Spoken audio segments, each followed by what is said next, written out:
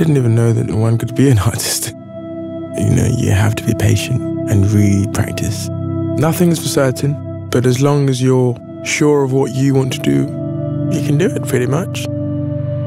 My name is Benjamin Clementine. I'm an artist. A good design has to be centered around the essentials. It's a quest of functional simplicity that can only be achieved through research and reflection. My name is Oraito. I'm a designer. Keep chasing, because that's kind of the point of all of this, is that you continually chase some kind of greatness. It's such a magical and unique thing.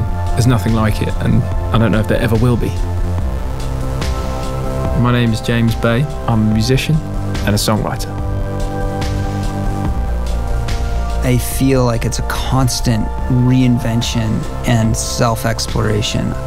Has my process changed, or have I changed? Without question. But am I still the same? 100%. My name is Corey Richards, and I'm a photographer and an explorer.